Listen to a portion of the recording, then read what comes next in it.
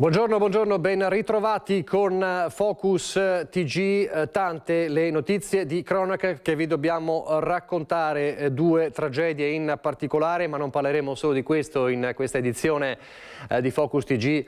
Più tardi ci ricollegheremo con il nostro Lucio Zanato e con gli inviati alla 97esima Adunata Nazionale degli Alpini a Genova.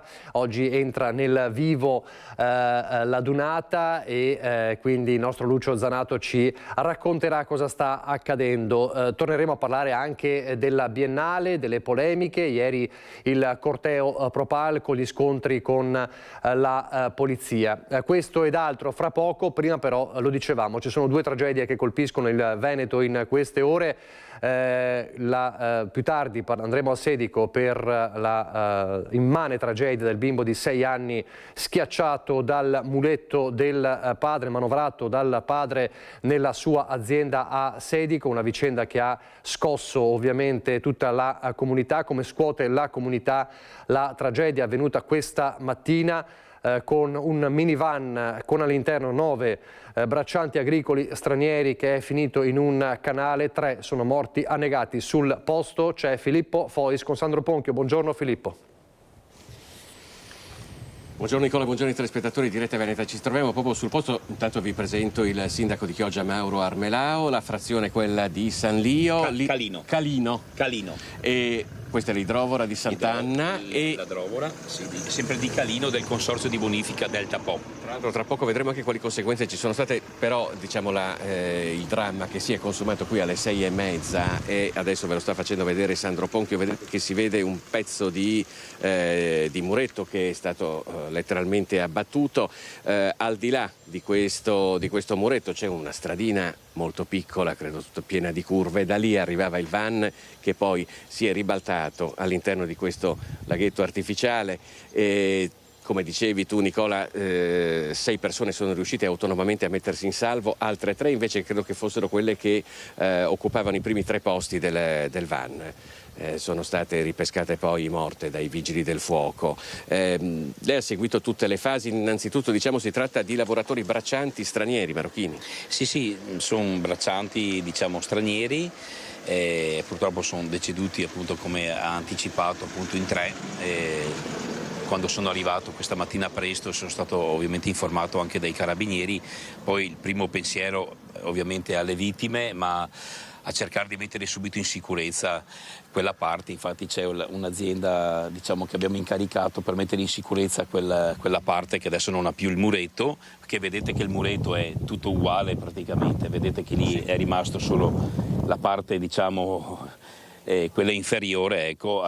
Con queste persone, il furgoncino, le prime notizie dicevano è targato Rovigo, in effetti stavano recando nel Rodigino a lavorare o provenivano dalla provincia di Rovigo? No, da quello che ho capito provenivano dal Polesine e si stavano recando qui presso un'azienda agricola nella zona nostra, qui di Calino. E niente, sono andati a sbattere sul muretto, sono finiti in acqua. Dopo chiederò anche al direttore del consorzio di bonifica, che è già prontamente intervenuto, anche perché poi il furgone ha perso del gasolio all'interno di questa parte qui e adesso stanno intervenendo anche per far bonificare tutta questa parte di acqua, perché fra 2 giorni mi dicono che devono aprire le chiuse per poi serve l'acqua per irrigare i campi e quindi vogliono ovviamente scongiurare chiaramente il pericolo di inquinamento, insomma. Le persone che hanno perso la vita sono tutte tra i 25 e i 30 anni, da quello che abbiamo capito. Li ho visti, mi sembravano comunque giovani, ecco, quindi 25-30 anni credo, ecco. Adesso sto aspettando ovviamente notizie dalla polizia locale che sta curando anche i rilievi dell'incidente. C'erano anche qui i carabinieri, i sommozzatori dei vigili del fuoco, i vigili del fuoco. La notizia anche dei feriti? Sono uscite autonomamente, per cui teoricamente dovrebbero stare abbastanza. Qui abbiamo 3 deceduti e il resto delle persone non credo, non ho sentito che ci sono dei feriti anche, ecco. Quindi erano tutti insieme in compagnia e è successo quel che è successo, insomma. Abbiamo visto diverse persone, non ci hanno voluto parlare, devo dire, probabilmente erano di nazionalità marocchina anche loro, che stavano girando qui attorno, alcuni piangevano. Ci sono molti lavoratori qui che fanno spola tra Chioggia e il Polesine, in aziende agricole. Ci sono ovviamente aziende agricole che hanno anche dei braccianti, diciamo, che fanno la stagione, no? Il periodo estivo ci sono i lavoratori stagionali anche sui nostri campi. Insomma, qui è una zona di campagna dove ci sono aziende agricole, appunto, e dove produciamo le carote, le cipolle, il radicchio, tutte queste cose che... Questa è una strada molto stretta, piena di curve, probabilmente c'era una velocità piuttosto elevata. Non abbiamo visto segni di frenata sulla strada. Non ci sono segni di frenata, almeno visibilmente così non ci sono segni di frenata, e questa è una strada, diciamo, di campagna, strada Margherita, che dopo porta al centro di Calino. È una strada che chi la conosce sa che deve andare piano, perché ci sono tutte queste chiuse, ci sono queste curve ovviamente strettissime, qui devi andare piano, non puoi permetterti di andare veloce, anche perché di incidenti in questa zona ne sono successi tanti. Noi come amministrazione comunale ancora un annetto fa abbiamo fatto dare tramite i lavori pubblici un incarico a un progettista proprio per progettare un nuovo pezzo di strada che possa collegare strada Margherita al centro di Calino senza percorrere queste curve, proprio per evitare, o meglio, percorrono queste curve solo chi deve entrare nella zona dell'idrovora o chi deve entrare da un'altra parte, ma non chi deve solo fare una sorta di attraversamento di questo punto che è cruciale e anche, ripeto, pericoloso. Grazie al sindaco di Chioggia, Mauro Armelao. Naturalmente vi forniremo tutti gli aggiornamenti su questa tragedia nelle prossime edizioni del nostro telegiornale. A te la linea, Nicola. Grazie a Filippo Foi. Se lo dicevamo, sono due le tragedie che colpiscono il Veneto in queste ore. Abbiamo appena parlato dei 3 braccianti agricoli stranieri morti nel terribile incidente questa mattina a Chioggia, nella zona di Chioggia, e poi c'è la tragedia avvenuta, consumatasi invece nel tardo pomeriggio di ieri a Sedico, quel piazzale dell'azienda dove il piccolo Lucas, 6 anni, stava giocando. È l'azienda del papà, ma è rimasto schiacciato dal muletto manovrato proprio dal papà. Fabio Fioravanzi e Stefano Bozzi, buongiorno. Noi siamo proprio di fronte al luogo ancora transennato dalle forze inquirenti. Ci sono delle persone che sono appena arrivate, chiaramente scosse dal dolore. Sono qui sul posto dove ha perso la vita Lucas, il figlio di Gabriele e di Jennifer. Da capire ancora, da determinare il modo in cui è avvenuta la tragedia, perché non si sa se sia stato investito dal muletto che vedete nell'area transennata o se ne sia caduto. Quindi veramente da capire cosa è successo. Devono essere fatte chiaramente le verifiche necessarie. Vedete di fianco al muretto un pallet che copre le tracce ematiche che sono sul selciato dove il bambino purtroppo ha perso la vita. Aveva 6 anni in quel momento. All'interno dell'azienda c'era anche il nonno Franco, ricordiamo la moglie e l'assessore Piccoli, assessore appunto Daniela Piccoli alle politiche sociali e alla sanità del comune di Sedico. Poco dopo sono arrivati i genitori di Jennifer.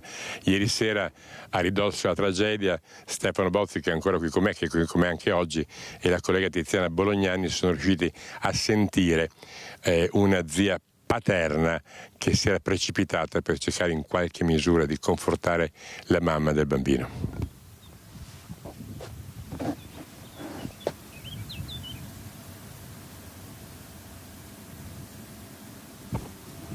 Dovremmo avere l'intervista.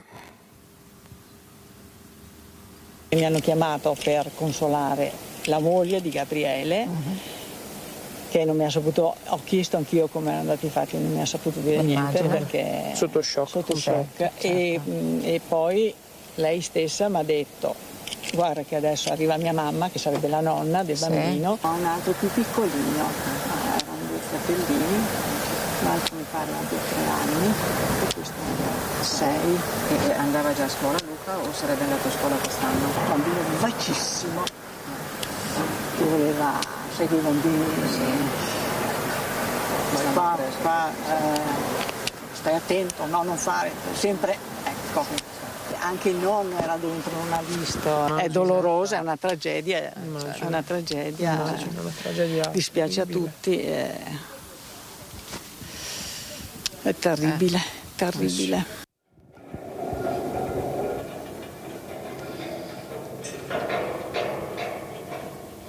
Come dicevamo, c'è il massimo riservo da parte delle autorità inquirenti su quanto accaduto, anche nel massimo rispetto di un dolore incommensurabile che ha colpito la famiglia, che colpisce tutta la comunità in senso davvero lato. Ricordiamo, prima parlavamo dell'assessore Daniela Piccoli, che poi è sorella di un politico noto perché era il senatore Giovanni Piccoli nel Popolo della Libertà, anche il sindaco Cristian Roldo molto colpito dalla vicenda. Noi prima di salutarvi, nel salutarvi, vi facciamo sentire proprio una dichiarazione del primo cittadino di Sedico. Desidero esprimere il più profondo e sentito cordoglio per la tragica e prematura scomparsa di Lucas De March. In momenti come questo le parole appaiono insufficienti a colmare il vuoto lasciato da una giovane vita che si spegne così improvvisamente e tragicamente. Tutta Sedico si stringe in un abbraccio silenzioso e commosso alla famiglia De March e alla famiglia Piccoli del nostro assessore, condividendo un dolore che colpisce nel profondo il cuore della nostra comunità. Come segno tangibile di rispetto verso Lucas e di sincera partecipazione al lutto dei suoi familiari, informiamo che le iniziative e le manifestazioni previste sul nostro territorio comunale per i prossimi giorni sono state annullate o rinviate. È un atto dovuto affinché la nostra comunità possa raccogliersi nel ricordo e nella riflessione, onorando la memoria di questo giovane concittadino. Siamo vicini alla famiglia con tutto il nostro affetto e la nostra solidarietà. Davvero terribile questa vicenda. È intervenuto, mi diceva il collega Fioravanzi, Carabinieri e ovviamente lo Spisal, anche perché appunto inizialmente si era pensato a un incidente sul lavoro. È una dinamica particolare e quindi è intervenuto anche lo Spisal, così come era intervenuto già 2 giorni fa a Martellago, a Maerne di Martellago, per una tragedia sul lavoro che ha colpito la comunità, quello del 50enne operaio di origini nordafricane che è caduto dal tetto in costruzione di un supermercato a Maerne. C'è un'inchiesta ovviamente aperta e c'è lo shock della comunità e anche la rabbia dei sindacati. Sentite anche la testimonianza di chi ha sentito cosa era accaduto quella mattina. Un signore stava andando a fare le spese da lì, ha sentito un urlo disumano e si è girato, ha visto tutta la gente che correva verso quello che era accaduto, insomma. A perdere la vita un operaio 50enne di origine marocchina che stava lavorando sul tetto dell'edificio in costruzione quando, per cause ancora in corso di accertamento, è precipitato da circa 5 metri d'altezza in via Circonvallazione a Maerne di Martellago, poco distante da un supermercato. L'uomo, dipendente di un'azienda in subappalto specializzata nella posa di guaine, era impegnato nella realizzazione della copertura della struttura quando è precipitato.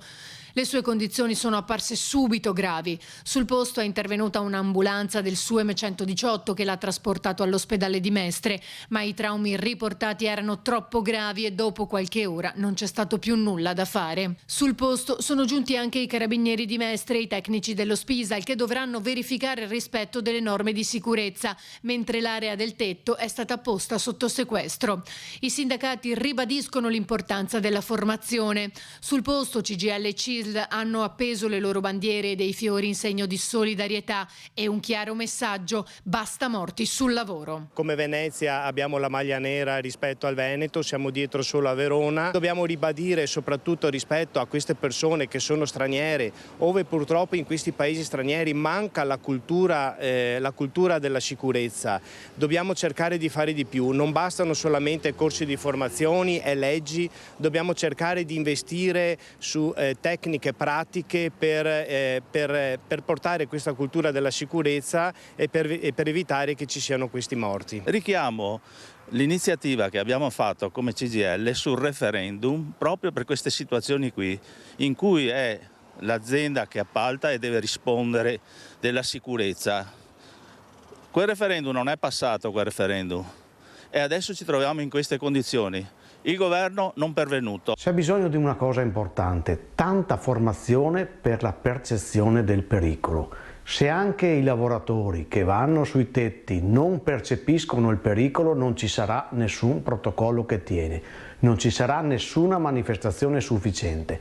Possiamo combattere questo dramma solo se ci aiutiamo tutti insieme. La notizia ha suscitato profondo dolore nella comunità di Martellago. Il pensiero che una creatura si alza la mattina, va a lavorare e non fa più ritorno a casa è un incubo che tutti noi non vorremmo mai sentire. La necessità di creare una cultura della sicurezza diventa una priorità, perché queste cose non le dobbiamo più sentire.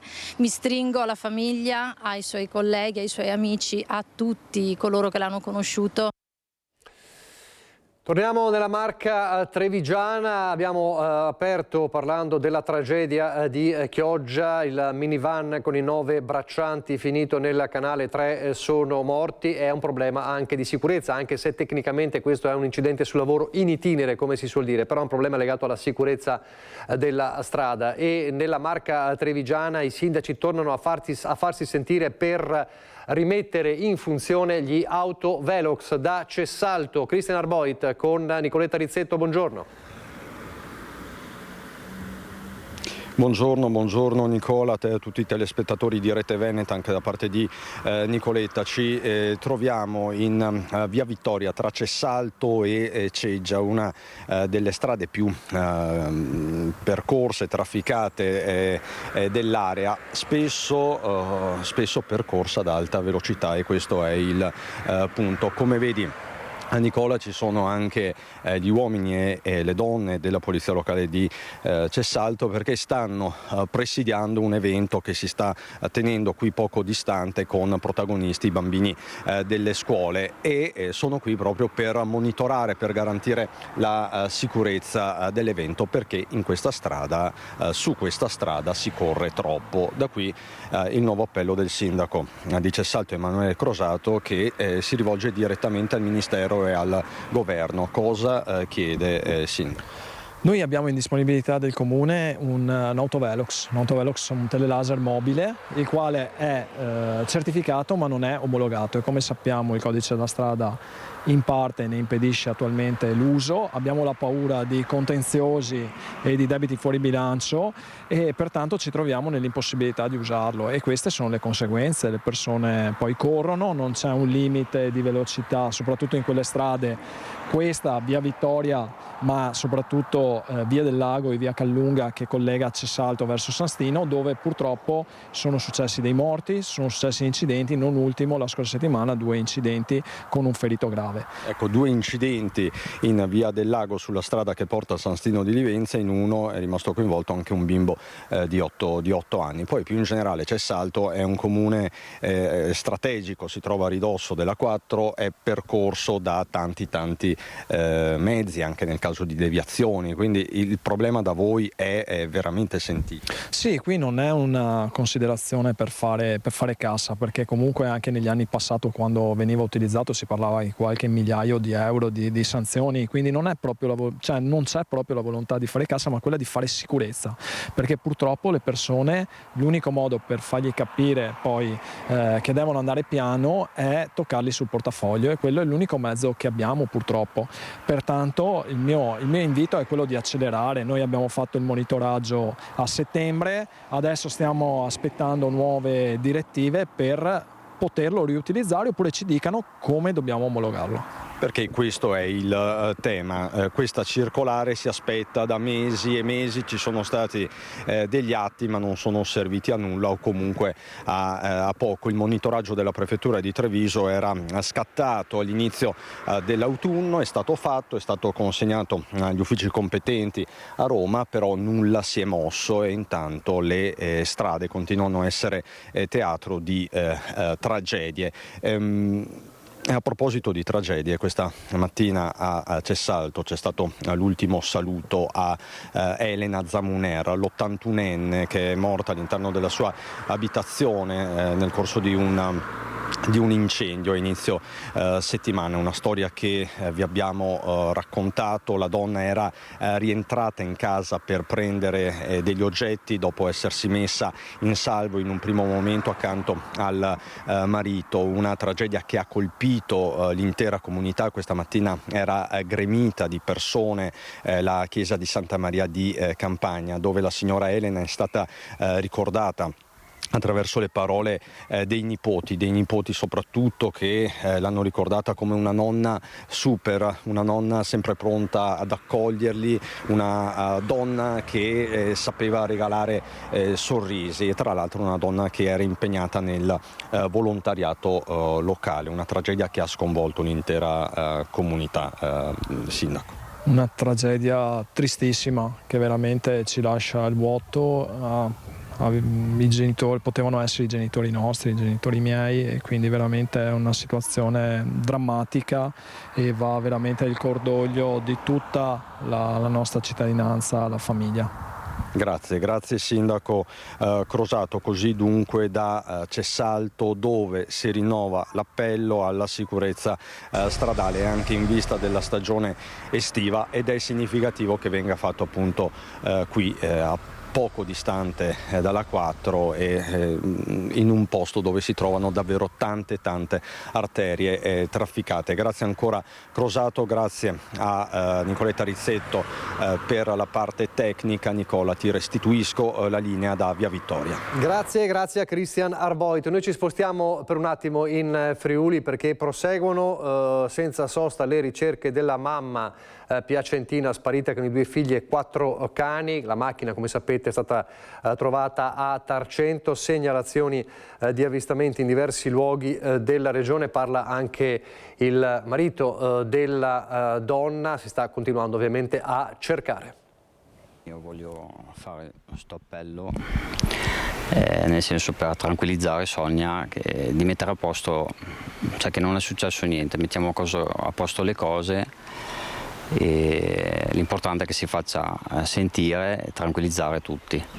Yuri Groppi lancia un appello all'ex moglie Sonia Bottacchiari di 49 anni, spera che le sue parole possano arrivare a lei o ai 2 figli di 14 e 16 anni spariti nel nulla con i 4 cani dal 20 aprile scorso dal Piacentino, quando sono partiti in direzione Friuli a bordo della Chevrolet Captiva grigia ritrovata la mattina del 7 maggio in via Montegrappa, pochi metri più in là del campo base allestito a Tarcento per le ricerche. Se non si sono spostati sono qua in paese, se no si sono spostati con un'altra macchina. L'anno scorso i ragazzi erano venuti qua in Friuli a fare un'arrampicata. Sono tornati qua, magari è la stessa persona che gli ha fatto fare sta arrampicata, e quest'anno magari ha fatto qualcosa di diverso, anche perché hanno preso del filo da pesca, del sale per attirare bestie selvatiche e delle radioline. L'ultima cella agganciata dai loro telefonini è stata a Tarcento tra il 21 e il 22 aprile, poi il silenzio. L'ho sentito proprio il giorno stesso che erano già in viaggio, per sentire se erano arrivati e dove, perché non mi avevano ancora detto dove campeggiavano o alloggiavano, diciamo. Mi ha detto che sarebbero arrivati al camping ai Pioppi a Gemona verso le 11:10. Poi è finita lì la conversazione. Quando è che ha cominciato ad avere paura che potesse esserci successo qualcosa, visto che non aveva più contatti? Da quale momento? Già da martedì sera, quando non li ho sentiti. Poi ho avuto la conferma del camping che mi ha detto qua non sono mai visti, quindi sono andato direttamente dai carabinieri.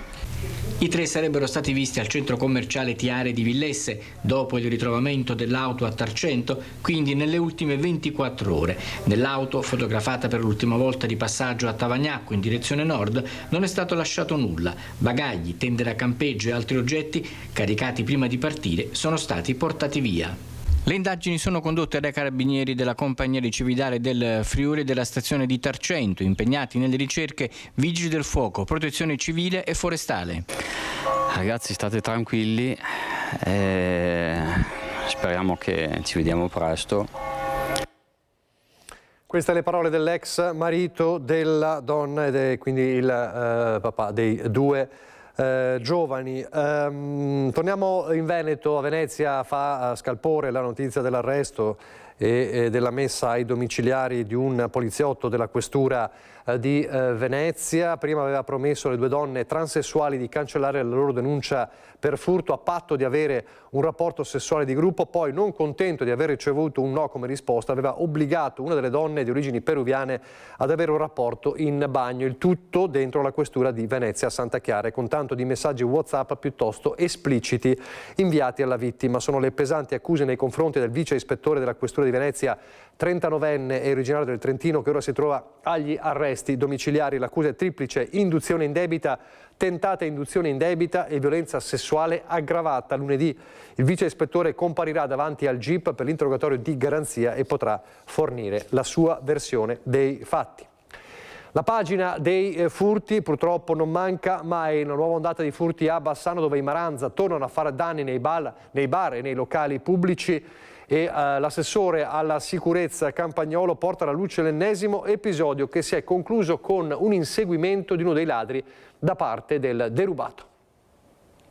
Mi risulta che comincia a prendere un attimo piede questo meccanismo di ragazzotti muniti di monopattino che si aggirano nelle vicinanze o dentro alcuni locali pubblici nell'immediata adiacenza al centro storico, e da quello che riesco a intuire sembra scelgano delle vittime che magari si avvicinano a consumare e si ritrovano improvvisamente senza portafoglio, e questo è un indicatore. È un indicatore che ci permette di valutare questa novità del fenomeno, ma anche di avvisare, di mettere nell'avviso sia gli esercenti che i frequentatori di certi locali, che bisogna stare molto attenti, perché se comincia a farsi strada questo modus operandi bisogna essere pronti. E quindi cosa posso dire di più? So che è successo nelle vicinanze di Bassano, del centro storico, so che il cittadino ha anche rincorso i soggetti non perdendoli di vista, e di questo mi raccomando. Non prendiamo iniziative che possano essere a nocumento, che mettano a repentaglio l'incolumità del cittadino. Sicuramente i carabinieri e la polizia vanno immediatamente informati tempestivamente. In questo caso effettivamente i carabinieri sono riusciti ad assicurare alla giustizia almeno 2 dei 3 esecutori. Perché 2 dei 3? Perché 2 erano dentro che monitoravano la cosiddetta vittima e uno faceva da palo all'esterno. Quindi dovete sapere che c'è questa situazione che comincia a prendere piede e su cui bisogna essere anche preparati. E poi c'è chi ruba nelle chiese, chi ruba le offerte scassinando la cassetta delle offerte. Ben 7 cassette delle offerte scassinate venerdì notte nella Basilica del Santo a Padova, ma è stato arrestato il ladro, è un 21enne marocchino. Si aggirava in piena notte all'interno della Basilica del Santo a Padova il 21enne marocchino richiedente asilo, arrestato dalle volanti della polizia. A far scoprire il furto l'attivazione dell'allarme anti-intrusione che aveva svegliato di soprassalto il frate custode, che durante un sopralluogo aveva notato un fascio di luce proveniente da una torcia tra le navate della chiesa tanto cara ai devoti di Sant'Antonio. Un veloce esame delle telecamere di videosorveglianza aveva permesso al frate di accorgersi di un uomo che, dopo essere entrato in basilica dal cortile, si era calato all'interno attraverso una finestra dopo essere salito su un'impalcatura per poi armeggiare attorno alle cassette delle offerte. Contattato il 113, sul posto sono arrivati gli agenti delle volanti che, ricevuti sul sagrato dal frate custode, entrati in basilica, hanno individuato e bloccato il ladro che si era sdraiato a terra dietro un portone di legno nel tentativo di sfuggire alla cattura. Il giovane è stato arrestato con l'accusa di furto aggravato, sequestrati anche gli arnesi del mestiere, una trancia, un martello, uno scalpello, 2 coltelli e una torcia che nascondeva in un marsupio. Il successivo sopralluogo degli agenti della scientifica hanno permesso di scoprire che erano state scassinate 7 cassette delle offerte, dalle quali il giovane aveva sottratto circa 80 euro. Per il 21enne, il questore ha avviato l'iter per il collocamento presso il CPR di Gradisca di Sonzo. Indagini sono in corso su altri 2 furti analoghi avvenuti durante la notte in chiese della città, nei quali è stato rubato denaro dalle cassette delle offerte o dai fondi cassa delle sagrestie. Allora, lasciamo per un attimo la cronaca, ma c'è ancora molta cronaca di cui parlare fra poco, ma andiamo a Genova. Andiamo a Genova del nostro Lucio Zanato, cappello alpino in testa, è pronto per raccontarci la seconda giornata. Intanto come è andata la serata di ieri e poi la seconda giornata della 97esima Donata Nazionale degli Alpini. Buongiorno Lucio. Buongiorno Nicola, buongiorno ai telespettatori di Rete Veneta. Beh, tu parli di cronaca, diciamo, veneta e locale, io ti posso parlare di cronaca anche qui a Genova che coinvolge gli alpini e che coinvolge anche degli alpini veneti. In particolare parto proprio con un fatto di cronaca che viene riportato dal secolo XIX. Devi sapere che la Digos sta indagando su una ventina di ragazzi che hanno accerchiato 3 alpini e gli hanno portato via il cappello a uno di loro e la penna, perché pare che in questa donata ci sia una sorta di corsa al trofeo, ovvero la penna dell'alpino o addirittura il cappello. Questo ce l'hanno confermato anche altri alpini che proprio per questo evitano di girare da soli per quanto riguarda proprio lo stretto fatto di cronaca, giusto per stare in linea. Poi cosa vi posso dire, sempre stando, diciamo, sulla cronaca? Il fatto che 3 alpini, pensa, 3 alpini sempre veneti, hanno salvato un genovese infartuato, nel senso che proprio è successo mentre questa persona stava passeggiando, a un certo punto si è sentito male, è finito per terra, c'erano vicini 3 alpini, come racconta la moglie, sempre dal secolo XIX, e prontamente uno dei 3 alpini era una donna che tra l'altro ha fatto anche il corso di prima emergenza e di conseguenza sono riusciti a salvarlo. In questo momento è stato prima portato in ospedale e poi gli hanno fatto un bypass coronarico perché ha avuto appunto un infarto, e questo naturalmente per la donna, che gli 3 alpini, 3 angeli come li ha chiamati lei, insomma hanno salvato quest'uomo. Vi sto parlando da Piazza de Ferrari perché qui vi faccio vedere invece cos'è la giornata alpina di oggi, la seconda delle 3 giornate della 97esima Donata Nazionale degli Alpini. Ve la faccio vedere perché questa secondo me è la migliore risposta a chi diceva che sarebbe stata una donata sottotono, che come dire, l'amministrazione non l'ha appoggiata, e sicuramente qualcosa c'è, nel senso che come abbiamo raccontato, la storia dei muli continua ad essere e a far discutere qui a Genova i muli di Vittorio Veneto, gli eredi di Roso, che qui non sfileranno ma sfileranno sicuramente a Gemona, e molte altre piccole cose. Però proprio per chiudere invece il tema degli alpini molestatori, io a questo punto farei sentire cosa ha detto ieri sera, proprio durante la prima sfilata ufficiale con l'arrivo della bandiera di guerra del reggimento alpini di ritorno dal Libano, cosa ha detto il presidente della regione Liguria, Marco Bucci, proprio nei temi legati agli alpini e a questo territorio e a Genova in particolare. Genova ama gli alpini, Genova non è quella che scrive sui muri, Genova non è quella che dice offese o fa discorsi veramente poco accoglienti. Genova invece nella stragrandissima maggioranza vuole bene agli alpini, è stata zona di reclutamento alpino per tanti anni quando il militare era obbligatorio, e quindi molta gente, molti genovesi sono passati dagli alpini e se lo ricordano per tutta la vita. E poi non dimentichiamo mai che gli alpini hanno aiutato la nostra città nei momenti di difficoltà, e dopo la tragedia del Ponte Morandi sono arrivati in massa per aiutare gli sfollati e i genovesi. A loro diciamo grazie per quello che hanno fatto, per quello che fanno oggi e soprattutto per quello che gli alpini faranno in futuro, perché noi ci crediamo, li vogliamo, e auguro a tutti gli alpini di divertirsi qui a Genova, di fare una bellissima donata e di ritornare poi con le loro famiglie o con i loro amici. Ecco, questo è quello che ha detto il presidente della regione Liguria, e devo ammettere che questo chiude ogni polemica sui fischietti rosa, sui prontuari anti-violenza, anti-molestia, insomma, e quant'altro. Però l'altra immagine che vi voglio far vedere sempre con il nostro Alberto Pivetta è questa via questa via 20 settembre che è uno degli emblemi dove tra l'altro ci sarà anche lo sfilamento di domani. Guardate quanta gente e quanta gente si sta divertendo e quanti cappelli alpini in presenza. Io posso sicuramente pensare che sarà una delle adunate più vissute degli ultimi anni. C'è chi parla già di 500.000 presenze, forse anche di più. Cose importanti, anche se riprendo sempre il secolo XIX, per una donata come questa il giornale ha dedicato appena 4 pagine.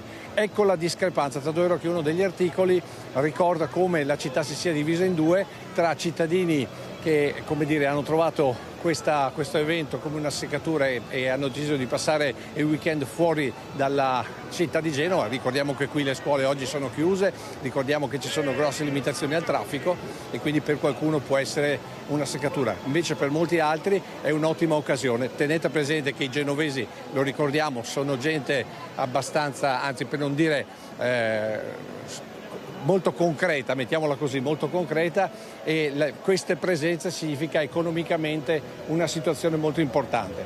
Adesso io farei vedere nel frattempo, grazie alla regia, le immagini che abbiamo registrato ieri sera. Ieri sera qui vicino, davanti alla cattedrale di San Lorenzo, ieri sera intorno alle 11:30, un venerdì sera veramente adunata nazionale, anche se siamo al venerdì sera, non siamo al sabato sera, quindi a quelle che sono le serate clou. Di solito noi quando raccontiamo il sabato sera, come faremo questa sera, è proprio il massimo. Ieri sera nelle immagini di Alberto Pivetta vedete esattamente un pezzo di festa davvero unica, un assembramento di penne nere, di persone, di cittadini, di ragazze genovesi che si sono divertite, sono state in compagnia e non c'è da segnalare alcun fatto di cronaca sotto il profilo di molestie e quant'altro. Insomma, una festa che sta proseguendo. E io a questo punto tornerei proprio qui in piazza perché con me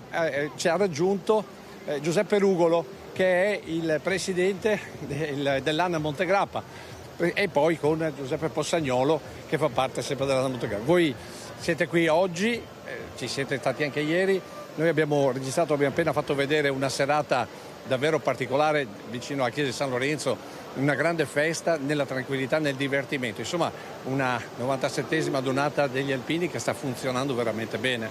Sì. Si può dire che supera le migliori previsioni, a parte tutte le critiche che erano partite soprattutto sui social, ma che poi alla fine si sono rivelate un bluff, ma così come gli alpini sapevano sarebbe stato. Abbiamo ricevuto l'accoglienza tipica dei genovesi, che magari sono un po', mugugnano un po', ma sono i genovesi, sono loro così, e poi ti aprono le braccia, e l'accoglienza è stata ed è straordinaria.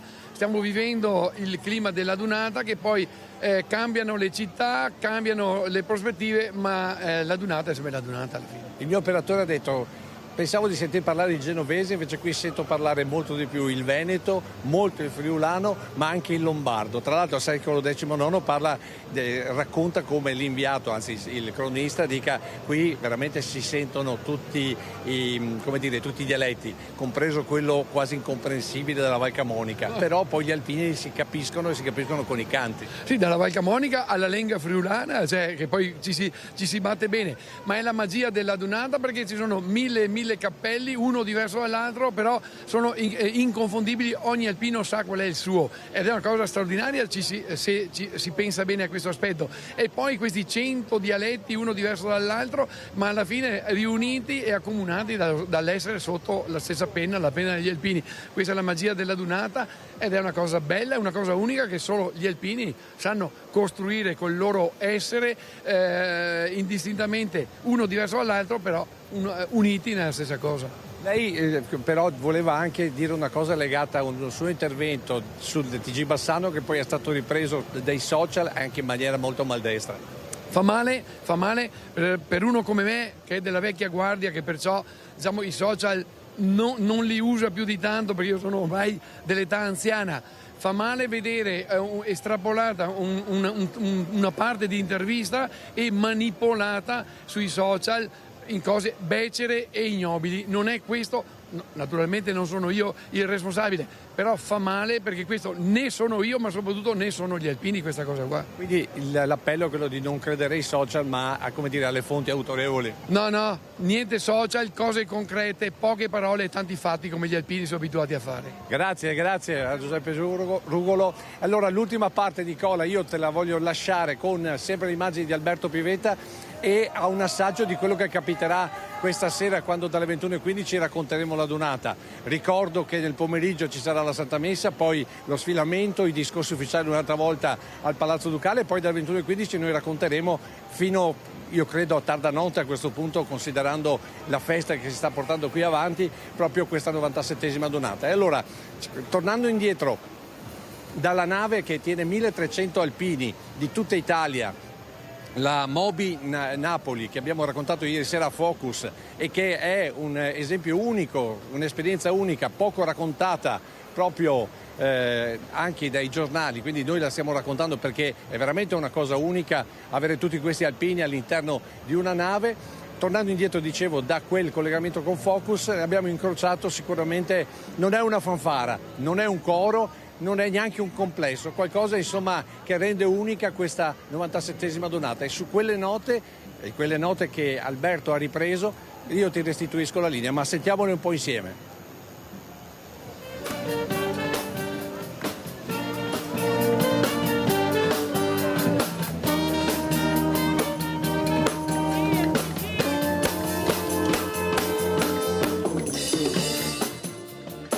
Allora, queste sono le note raccolte da Alberto Pivetta. Allora, lo ha ricordato, 21:15 di questa sera, la serata alpina con i cori e i tanti collegamenti con i nostri inviati, e poi domani dalle 7:30 ovviamente, come ogni anno, Media Nord-Est e Rete Veneta vi racconteranno per tutto il giorno, diretta non stop, lo sfilamento delle penne nere, quindi il grande appuntamento come sempre dalle 7:30.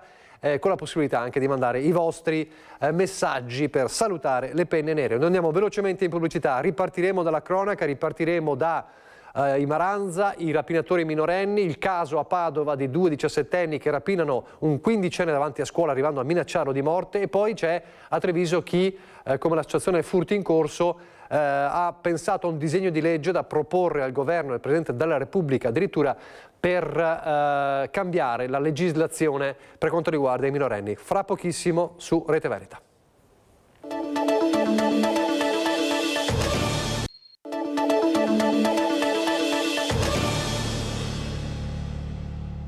La rapina, la fuga e l'intervento della polizia. È una storia tutta tra minorenni, quella avvenuta a Padova, dove i due autori di una rapina sono stati individuati dagli agenti delle volanti e della squadra mobile.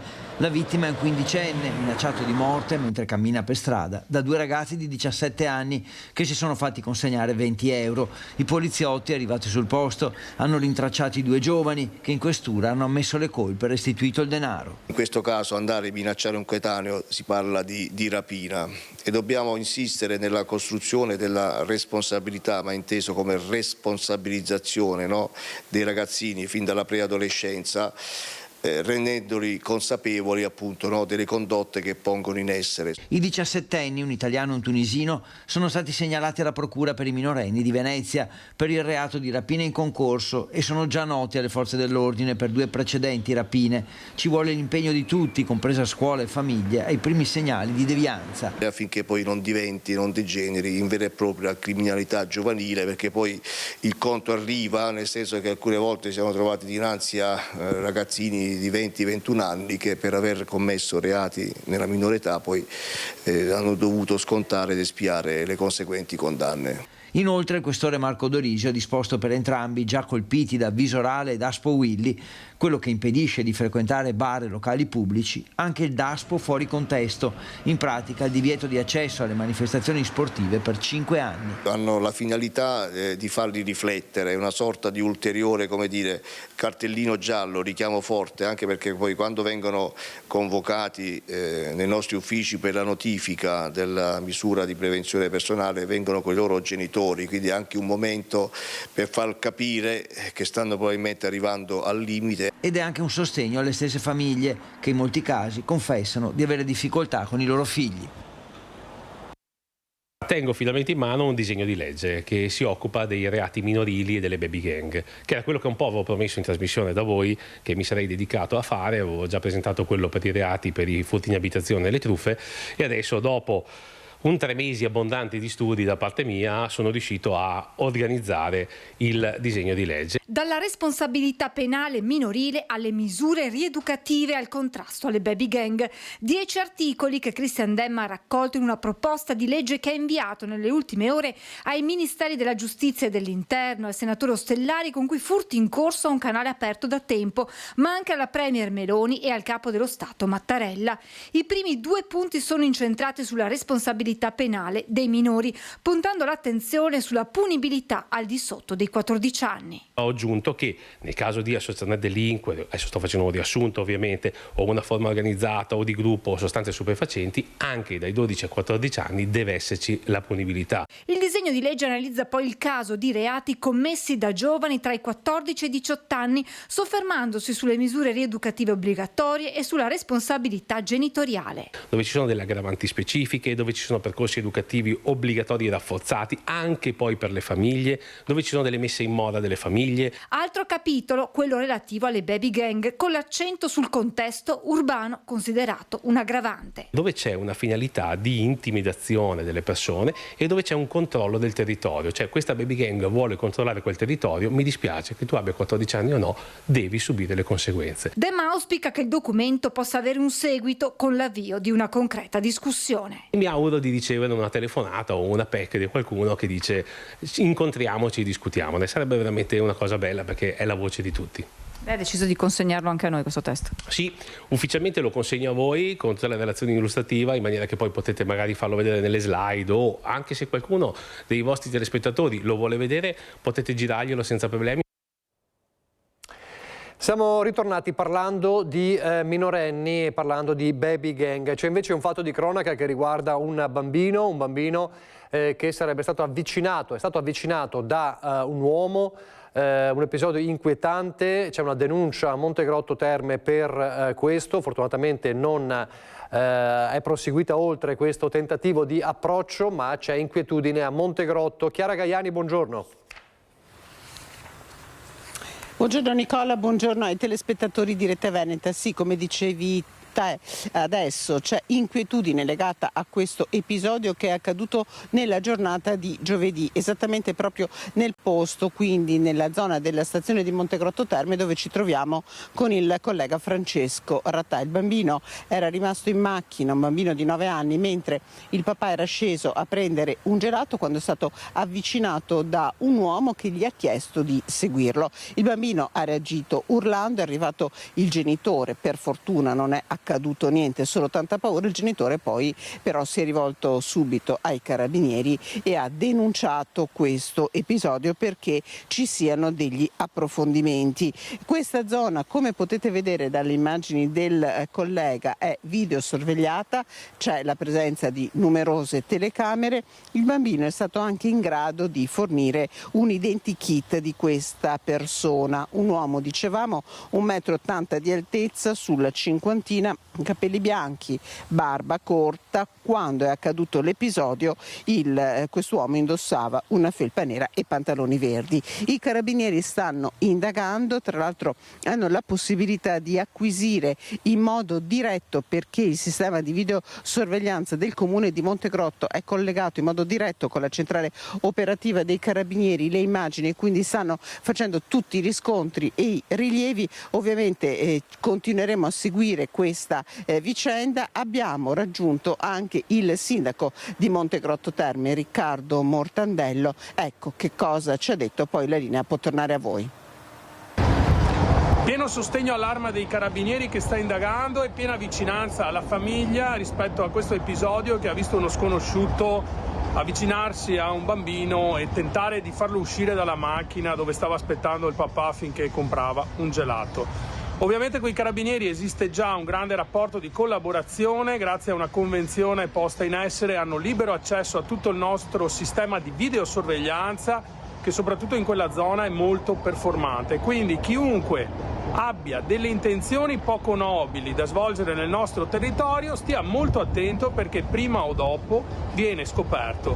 Come abbiamo scoperto quella persona che defecava volontariamente e volutamente nei pressi del piazzale della stazione, anche in questo caso il sistema di videosorveglianza è attivo e capiremo chi è questa persona per capire che reali intenzioni aveva. A Venezia adesso, dove sta per terminare la settimana più lunga della storia della Biennale, tra polemiche politiche e proteste, ieri in particolare il corteo Propal, oltre 2000 persone, c'è stato anche un momento di scontro con le forze dell'ordine, in una giornata in cui peraltro una ventina di padiglioni è rimasta chiusa proprio per sciopero, non era mai accaduto nella storia della Biennale. Guardiamo.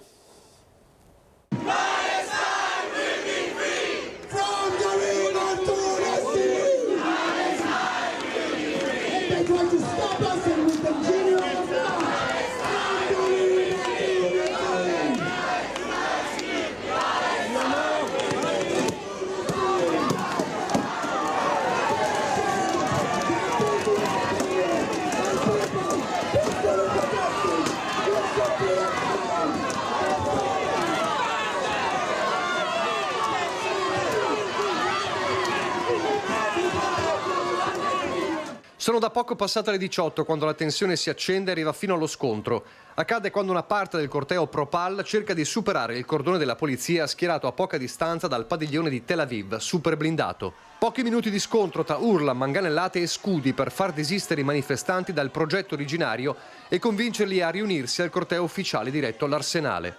Un fiume di gente di oltre 2000 persone è partito da via Garibaldi alle 16:30, un fiume eterogeneo formato dai lavoratori del mondo della cultura e organizzazioni legate alla sinistra radicale con i centri sociali del nord-est in testa. Due realtà unite dalla volontà di puntare il dito contro il padiglione israeliano, tornato all'esposizione dopo lo stop nel 2024.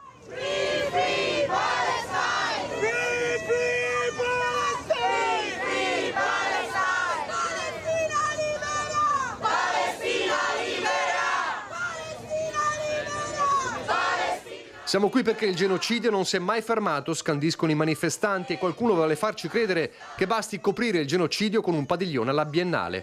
Abbiamo il dovere di dire che non possiamo accettare né il genocidio né l'art washing che copre le politiche genocidiarie dello Stato di Israele. Nelle stesse ore va in scena il clamoroso sciopero che di fatto tiene chiusa una ventina di padiglioni tra Austria, Belgio, Spagna, Svizzera e Regno Unito, con i lavoratori delle strutture che incrociano le braccia per partecipare al corteo.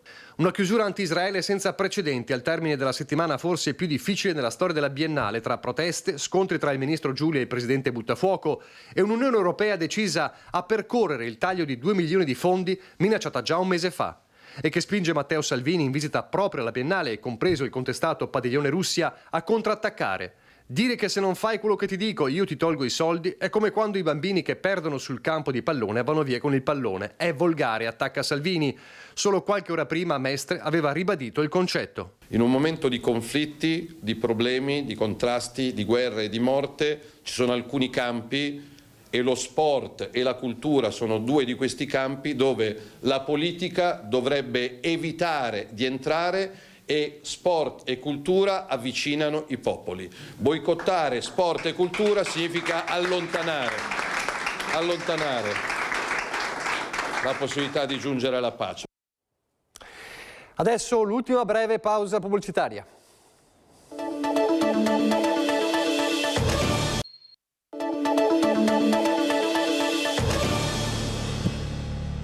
Ultimi minuti per Focus TG e c'è una storia davvero importante. Parliamo di due genitori, mamma Valentina e papà Mattia. Siamo a Sant'Angelo di Piove di Sacco, hanno perso la loro figlia azzurra a soli 12 anni, trasformano ora questo dolore in solidarietà attraverso un'associazione per stare vicino ai ragazzi fragili. Questa è una nuova canzone che sto facendo adesso, allora non la so proprio bene, però è Experience di Ludovico Einaudi.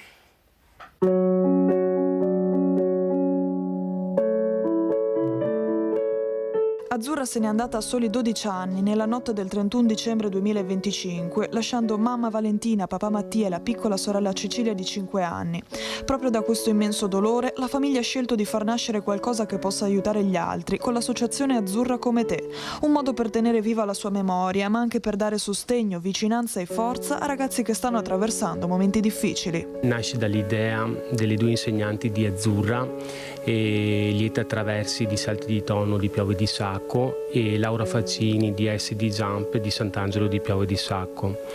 Questa associazione nasce con lo scopo di aiutare bambini e ragazzi dal futuro incerto e con poche possibilità.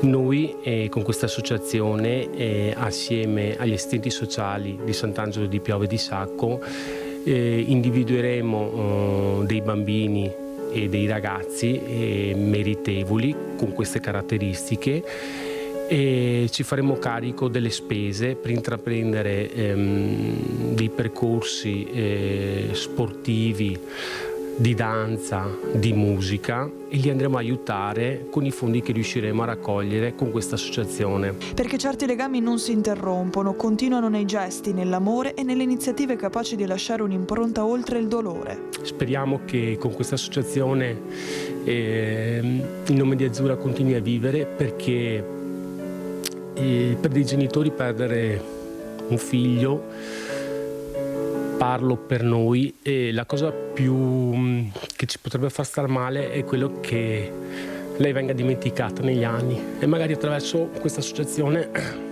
teniamo vivo il nome di Azzurra. Pianoforti, hip hop e nuoto, le sue più grandi passioni, che affrontava quotidianamente con costanza e determinazione, e proprio dalla sua tenacia prende ispirazione Azzurra come te. Un lutto che ha profondamente colpito la comunità di Sant'Angelo di Piove di Sacco, dove vive la famiglia e dove Azzurra era amata.